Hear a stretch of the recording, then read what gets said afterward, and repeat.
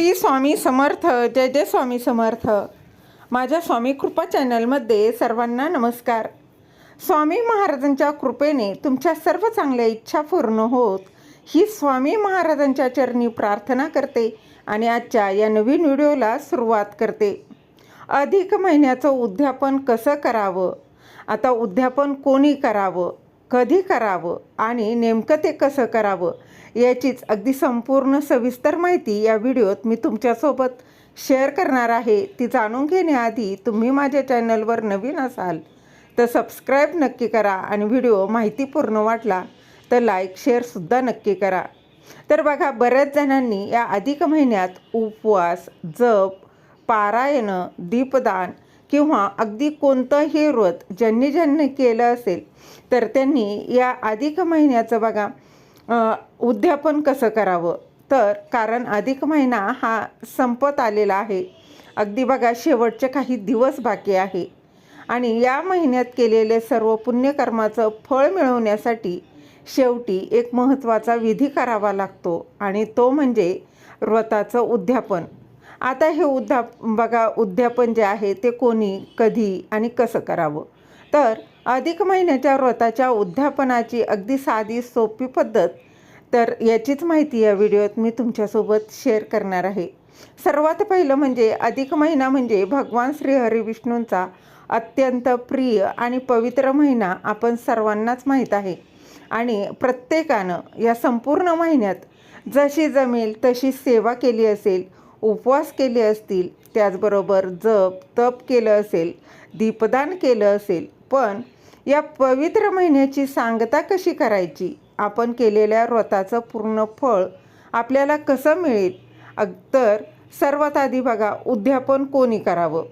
तर बघा, उद्यापन कोणी करावं तर ज्यांनी संपूर्ण अधिक महिनाभर व्रत, जप, उपवास किंवा विशेष असे धार्मिक नियम जे आहेत ते पाळले असतील, ज्यांनी दररोज श्रीहरी विष्णूंचं पूजन केलं असेल, भगवद्गीतेचं पठण केलं असेल, काहींनी भागवताचं देखील पारायण केलं असेल, विष्णू सहस्रनामाचं पठण केलं असेल किंवा इतर अगदी कुठलंही पारायण केलं असेल, कुठलीही सेवा केली असेल, त्यांनी बघा, ज्यांनी अधिक महिन्यात 33 दिव्यांचं दान केलं असेल, 33 वस्तूंचं वाण दिलं असेल किंवा विशेष दानधर्माचा संकल्प केला असेल, तर त्यांनी मनोभावे कोणताही धार्मिक संकल्प केला असेल, त्यांनी शक्य असल्यास उद्यापन करावं असं सांगितलं जातं.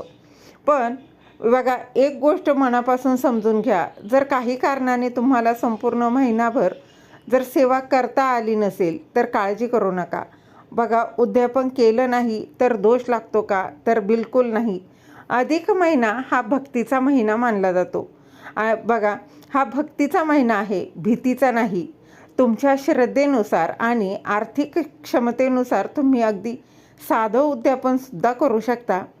तर बघा, उद्यापन कधी करावं तर बघा, अधिक महिन्याच्या शेवटच्या दिवशी म्हणजेच अधिक अमावस्येला उद्यापन केलं जातं. परंतु जर काही भागामध्ये बघा, अधिक महिन्यातील शेवटी एकादशी असेल, द्वादशी असेल किंवा पौर्णिमेला या दिवशी सुद्धा उद्यापन करण्याची परंपरा आहे. यापैकी बघा, तुमच्या कुळाचारानुसार, तुमच्या कुलपरंपरेनुसार तुमच्या बघा प्रत्येक भागात थोडाफार बदल असू शकतो. त्यानुसार कोणत्याही एका शुभ दिवशी आपण अधिक मासातील या व्रताचं उद्यापन करू शकता. आता बघा, अगदी साधी सोपी आणि पद्धत मी तुम्हाला सांगणार आहे. आता ज्या दिवशी तुम्ही उद्यापन करायचं ठरवलं असेल त्या दिवशी सकाळी लवकर उठून स्वच्छ आंघोळ करून वस्त्र परिधान करावी, देवापुढे बसावं, मनात कोणताही अहंकार न ठेवता भगवंताच्या चरणी हात जोडून म्हणावं की हे नारायणा, माझी ही छोटीशी सेवा गोड मानून घे आणि माझ्याकडून काही चूक झाली असल्यास क्षमा कर. आणि त्यानंतर भगवान श्रीहरी विष्णू आणि माता लक्ष्मीला हळद, कुंकू, अक्षता आणि आवर्जून तुळशी पत्र मात्र आवर्जून अर्पण करावं. आणि या दिवशी ओम नमो भगवते वासुदेवाय नमः, ओम नमो भगवते वासुदेवाय नमः या मंत्राचा अगदी मनोभावे जप करावा. आपण या मंत्राचा 108 वेळा जप करू शकता. त्यानंतर देवासाठी नैवेद्य म्हणून घरात सात्विक अन्न बनवावं. शक्य असल्यास बघा तुम्ही खीर पूर्णावरणाचा किंवा पंचपक्वान्नाचा नैवेद्य यथाशक्ती तुम्ही बनवून तो दाखवू शकता तुमच्या क्षमतेनुसार. बघा गरजू व्यक्तींना त्याचबरोबर सुवासिनींना घरी बोलावून भोजन देऊ शकता. ब्राह्मणांना तुम्ही दान करू शकता, भोजन देऊ शकता. तसंच बघा दानामध्ये तुम्ही धान्य, फळं, वस्त्र किंवा दक्षिणा असेल, तूप किंवा धार्मिक एखादा ग्रंथ, जसं की बघा तुम्ही श्री स्वामी चरित्र सारामृत आहे, गुरुचरित्र आहे, खूप असे सुंदर आहे, मल्हारी सप्तशती आहे, श्री दुर्गा सप्तशती आहेत. असे हे सुंदर ग्रंथ देखील तुम्ही दान करू शकता. तर बघा यातील कुठलंही म्हणजे हेच नाही, तुम्ही कुठलेही ग्रंथ दान करू शकता. तर असे बघा अधिक महिन्यात 33 या संख्येला खूप महत्त्व आहे. म्हणून अनेक घरामध्ये 33 अनारसे, 33 दिवे किंवा 33 फळं दान केली जातात. पण बघा पुन्हा सांगते की हे प्रत्येकाला बंधनकारक नाही आहे. यथाशक्ती ज्यांना शक्य असेल त्यांनी करायचं आहे. नाही केलं तर काहीच हरकत नाही. यथाशक्ती जेवढं जमेल तेवढं करा. जर परिस्थिती नसेल तर देवाला तुमचा भाव महत्त्वाचा असतो, वस्तूंची संख्या नाही, हे लक्षात घ्या.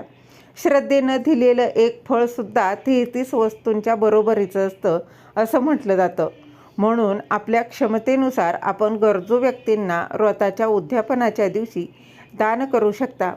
आता बघा त्याचबरोबर बघा एखादा दिखाव्यापेक्षा आहे ना भक्ती खूप मोठी असते. त्यामुळे उद्यापनासाठी मोठा खर्च करण्याची किंवा कर्ज काढण्याची सुद्धा मुळीच गरज नाही. मनापासून केलेलं साधं पूजा श्रीहरी विष्णूंना प्रिय असते. शेवटी देवासमोर हात जोडून एवढीच प्रार्थना करावी की हे देवा, हे अधिक महिन्याचं पुण्य माझ्या कुटुंबाला लाभू दे. मला अशा पद्धतीनं आणि मग बघा अशा पद्धतीनं आपण अधिक महिन्याच्या या व्रताचं उद्यापन अगदी साधं सोपं करू शकता. हे उद्यापन कोणी कोणी करावं तर बघा आधी सांगितल्याप्रमाणे अगदी त्याचप्रमाणे ज्यांनी संपूर्ण अधिक महिनाभर व्रत केले असतील किंवा जप केला असेल, उपवास केले असतील, काही धार्मिक नियम पाळले असतील तर त्यांनी हे उद्यापन केलं तरी चालेल.